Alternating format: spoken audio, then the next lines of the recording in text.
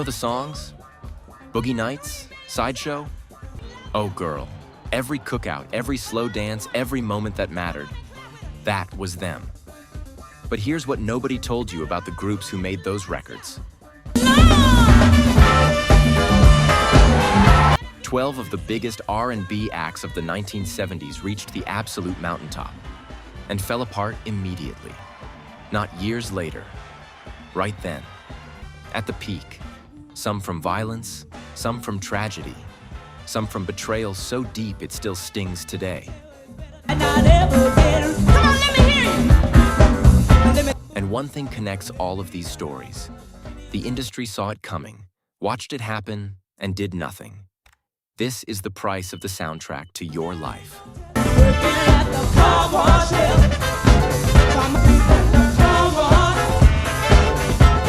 Number 10. The Shy Lights.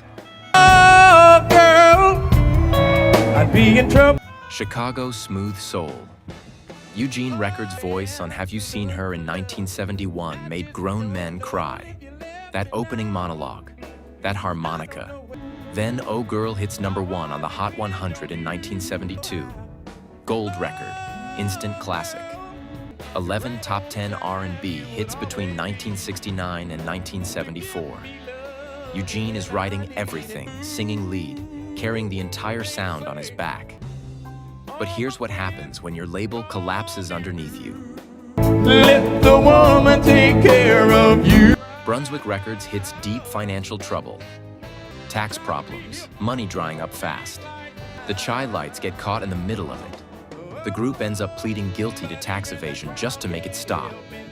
By 1975, the hits are still coming, but the money isn't. Members are cycling in and out. Jones leaves, Stanley Anderson comes in, then Willie Kinsey, then Doc Robertson. Pure chaos. Then in 1976, your Eugene record walks, signs a solo deal with Warner Brothers.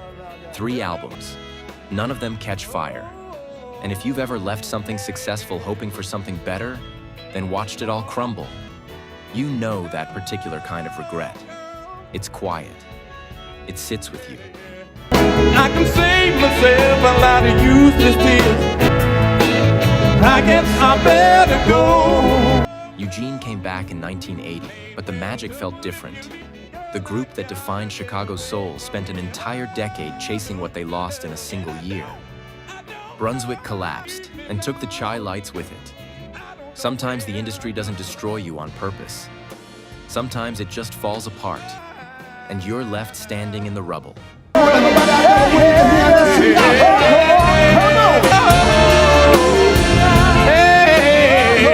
Number 9. Blue Magic. Philadelphia Soul, 1974. Sideshow hits number 1 R&B, number 8 pop, gold record. Ted Mills had a falsetto that could break your heart and put it back together in the same breath. 3-Ring Circus, Stop to Start, Make It With You, classic after classic. The debut album goes gold. They're on Soul Train, touring 42 weeks straight, hitting 48 states and 5 countries. just like you and me. But here's what success hides. Internal warfare, money problems, substance abuse quietly tearing members apart. Nobody's talking about it out loud, but everybody in that circle feels it. By the early 80s, Richard Pratt's had enough. Just leaves. Then comes real disaster. Ted Mills, the voice that defined everything, gets in a horrific car accident, nearly dies. Doctors don't think he'll ever sing again.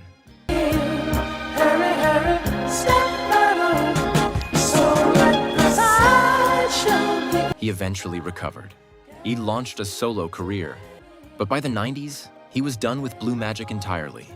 Then the group splinters into multiple versions. Vernon Sawyer leads one. Wendell Sawyer and Keith Beaton lead another. Richard Pratt had his own version before he passed in 2022. Fans didn't know which Blue Magic was the real one, because they all claimed the name. And See the man it is. here's what kills groups like this. When the lead voice walks, you can replace the sound, but you cannot replace the soul. Blue Magic kept performing, kept recording, but without Ted Mills, they were essentially covering their own songs. Showing all the land. The saddest Only about 9% of you watching this are actually subscribed. That hurts a little, not going to lie. We spend hours digging through archives, fact-checking every detail, bringing these stories back to life. Because this music deserves to be remembered properly. And you're here because you care about that too. So if these videos mean something to you, if you've ever said, damn, I didn't know that, just hit subscribe. It's free, takes 2 seconds, and it tells YouTube to show this to more people who love this music like we do. Let's build something together. All right, back to the stories. Number 8, L.T.D. Love, Togetherness, and Devotion. 1976. Love Ballad, number 20, Pop. Then 1977. Every Time I Turn Around, Back in Love Again, cracks the top 5. Jeffrey Osborne's smooth baritone made the slow jams at every party hit different. But here's what the industry already knew. Those weren't just hits. That was Jeffrey and his brother Billy carrying an entire group on their backs. By 1979, Jeffrey's handling all lead vocals. Billy's running keyboards and production. The rest of the band, watching two brothers build a legacy while the money gets split 6 ways. Then 1980 hits. Jeffrey and Billy walk. No real warning to fans. One day, L.T.D. is on top. The next day, they're auditioning replacements who sound like the Osborne brothers.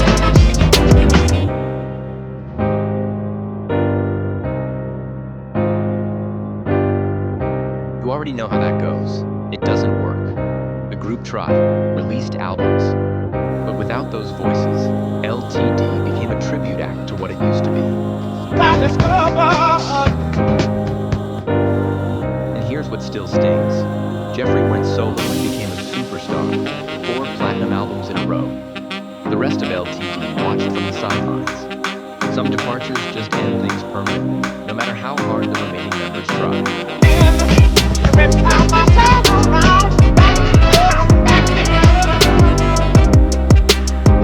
Number 7. The main ingredient. You're heartbroken. You sit around. Harlem Trio. Their lead singer, Donald McPherson, dies of leukemia at 29 years old. The group is devastated. But they know someone from the neighborhood. Cuba Gooding Sr. He's been singing backup already. Knows the songs. Understands the sound. 1972. Everybody Plays the Fool. Number 2, R&B. Number 3, Pop. Gold record. Cuba's voice made that song immortal. Falling in love. But here's the problem nobody saw coming. Cuba wasn't Donald. Fans kept waiting for Donald to return. The group kept trying to be exactly what they were. And Cuba, he's becoming the biggest draw, but still getting billed like a fill-in. By 1977, 8 years after those hits, Cuba's done. Walks away to Motown for a solo deal. Undervalued, unrecognized, bittersweet. Listen, baby, factual man. There's no exception to the rule. He deserved his moment, no question. But the main ingredient never recovered. Kept recording, kept performing, but they lost the voice that had redefined them. What stays with you is this. Cuba eventually found himself. But that tension, trying to honor someone's ghost while becoming your own person, that's a weight most people can't carry for long. Hey, hey. Oh, heaven on earth is on for you. Yes, they do. Oh. Number 6, Bloodstone. I see you remember that song. Natural high hits, number 10, Pop, number 4, R&B. Album goes gold in July. These Kansas City brothers created something special. Funk meets rock meets soul with a Jimi Hendrix edge. They're everywhere. Soul Train tours with Marvin Gaye and Curtis Mayfield. Living the Dream. July 27, 1973. Percussionist Roger Durham dies. Kidney failure, liver complications, 27 years old. Way back. The same month, their biggest album goes gold. Let that sit with you for a moment. The month they should have been celebrating. They were burying their brother. Bloodstone kept going, made more albums, had more hits through the decade. But if you listen to their music after Roger died, there's something different in it. A heaviness that wasn't there before. Now let's keep it up with all. Anna, and if you've ever lost someone right when everything was finally coming together, you already know that success doesn't pause for grief. The industry doesn't stop. You're expected to keep performing, keep smiling, keep delivering, while your whole world is shattered underneath you. They did it. They kept his memory alive. But Natural High, that title hits completely different once you know a member died the very same month it went gold. Go a long way back. Number 5, Harold Melvin and the Blue Notes. Let me. If You Don't Know Me by Now. 1972. The Love I Lost. 1973. Wake Up Everybody. 1975. These weren't just songs. These were the soundtrack to Black America. But here's what's wild. Harold Melvin's name is out front. Teddy Pendergrass is doing all the singing. By 1975, Teddy's had enough. The billing had shifted to Teddy Pendergrass and the Blue Notes because fans thought he was Harold Melvin. He was doing all the work.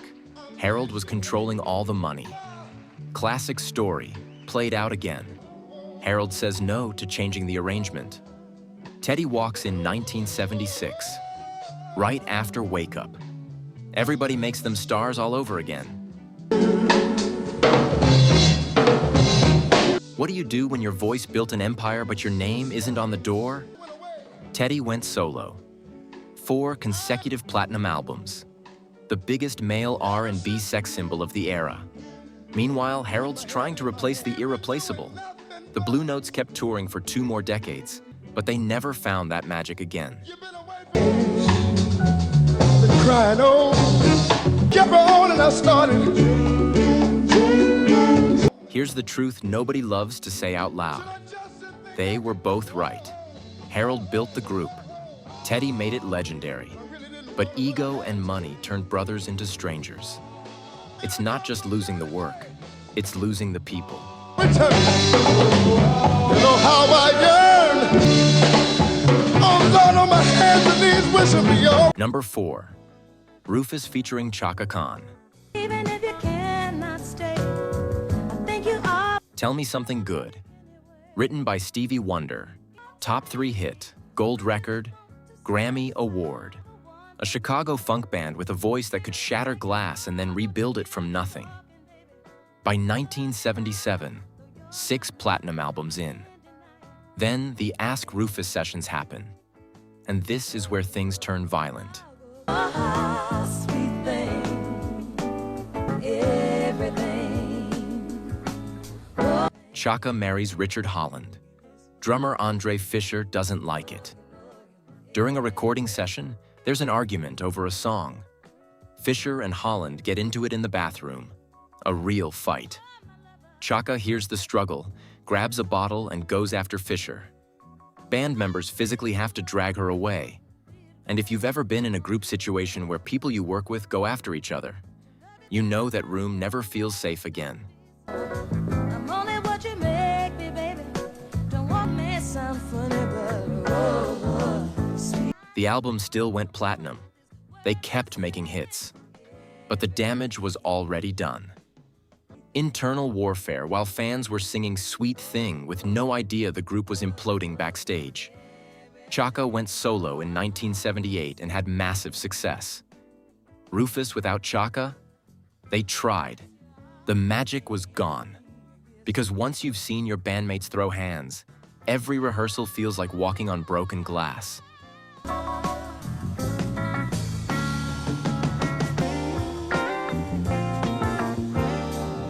Number 3. Heatwave, 1977. And lost that much. Number 2. Shalamar.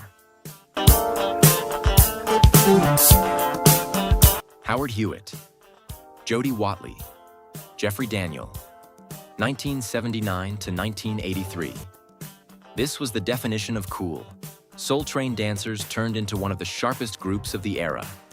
The second time around, A Night to Remember, Dead Giveaway, gold albums, Grammy nominations, sold-out tours around the world.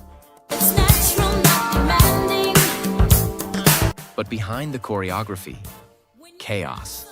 Label head Dick Griffey isn't paying royalties. Members aren't getting their money. And the tension between Howard and Jody is quietly building to a breaking point. By 1983, they're filming the Dead Giveaway video in London. Arguments backstage. Howard and Jody get into it at the hotel. And here's what Jody said happened. Howard looked at her and said, "You'll never be anything without Shalamar."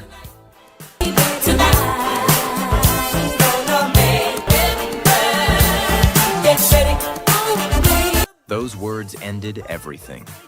Jody and Jeffrey walked after that trip. Done. No reunion, no comeback tour, nothing. And if you've ever had someone dismiss your talent right when you're already doubting yourself, you know some things you simply cannot forgive.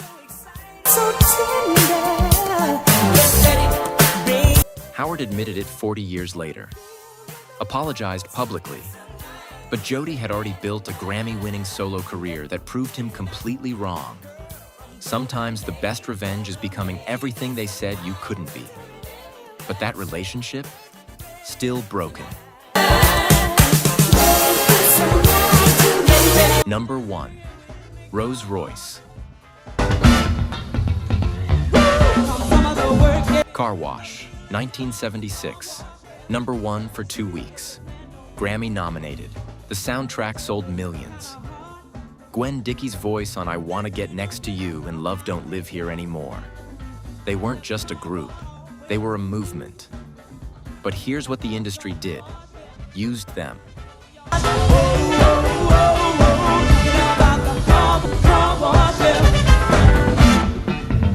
Producer Norman Whitfield controlled everything. The songs, the image, the money, the bookings. The band was trapped in a contract that paid them pennies while everyone else got rich off their sound.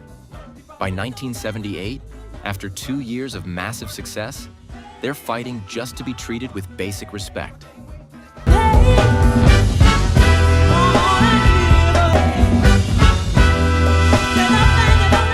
Gwen left in 1980, tired of being undervalued. Tired of watching her voice generate millions for other people while she struggled to pay her own bills.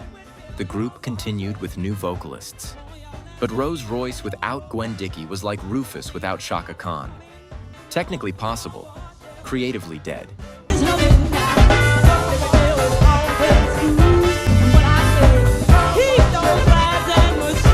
Here's what stays with you from all 10 of these stories.